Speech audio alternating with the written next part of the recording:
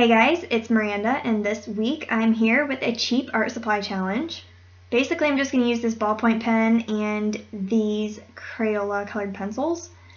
This is about the only cheap art supplies I had laying around my apartment that, well, okay, I do have Crayola markers, but I just use those for my Crayola marker challenge.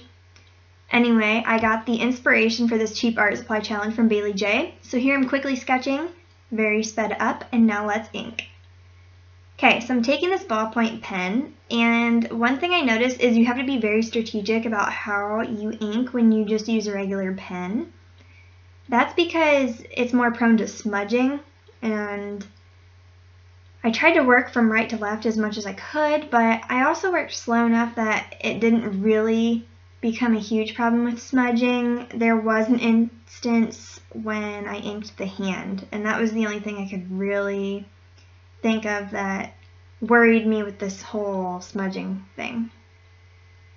So that's pretty much it with that. Now let me tell you about this character while I finish inking. Her name is Cecile, and I got that name because in high school when I took French classes, our French teacher gave us different names other than our English names, I guess, or the states kind of, I don't know what you would call it, but anyway, she gave us like French themed names, and it made the class really fun, and mine was Cecile, and so I decided that I really liked that name at the time, and I still do, and when I finished this character I thought, she kind of looks like a Cecile, so it was either that or Alita, and I kind of think that she's more of a Cecile, so that's where the name came from, and I hope you like it. You know, I really love inking hair with a ballpoint pen.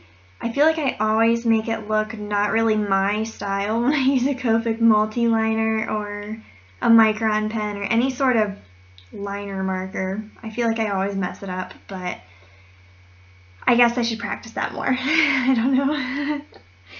But I really enjoyed using the pen, and so.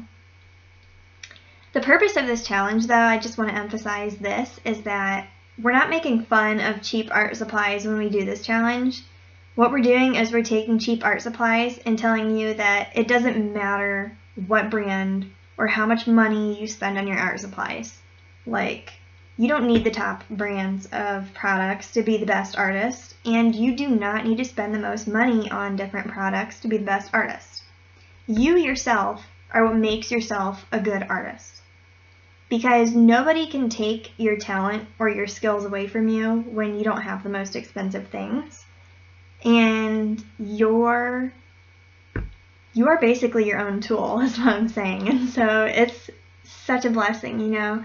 You can learn how to create shadows and how to draw from certain perspectives, or maybe what colors work good together. And you can strip away all those good brands, or maybe you just don't have the money for all those good brands that people just emphasize are so awesome. And you might have Crayolas or Rosart or whatever it is, but you know what? You're still a good artist, and you don't need the most expensive stuff. And I don't know, I'm just very passionate about this because when I grew up, I didn't have a ton of money, you know. I used Crayola pencils for up until like my sophomore year of high school, and I loved them, and I still do.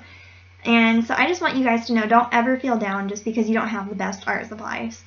And you don't need the best art supplies to be a good artist. And I'm so proud of you guys for being so determined and wanting to practice all the time.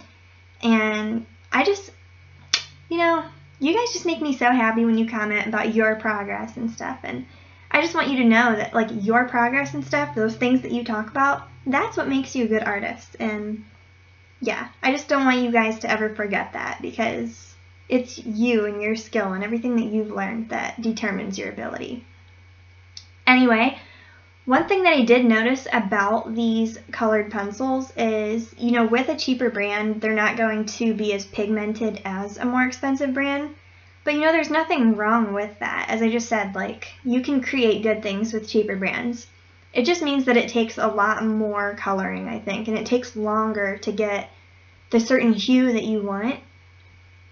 And I noticed there's kind of a limit to layering. Like, you can only layer so much before it gets overly waxy and the paper just like won't take much more color, you know? Whereas with Prismacolor, for instance, the lead is softer, but it's way more pigmented, and so you don't have to press as hard or do as many layers, I guess. I don't know, that's just based off of my own preference. But honestly, if I had to pick any brand of colored pencils that are not Prismacolor or Faber-Castell or any of those top brands, I would definitely say Crayola is the place to go. You know what I mean? $3.99 will get you 24 colored pencils, and they're awesome. And I think they're very high quality for their price. And if you can't afford certain colored pencils, this is the way to go, dude. Like, I can't even say it any better because I'm just so happy with these things. And yeah, Crayola makes some pretty good products. And so if you're wondering what brands to get at an affordable price, I would definitely just emphasize Crayola. Anyway, this is Cecile, and I really hope you liked her. If you like what you see, give it a thumbs up and subscribe. Follow me on my social media if you want to see weekly art posts and whatnot. Anyway, thanks for watching, and I will see you next week.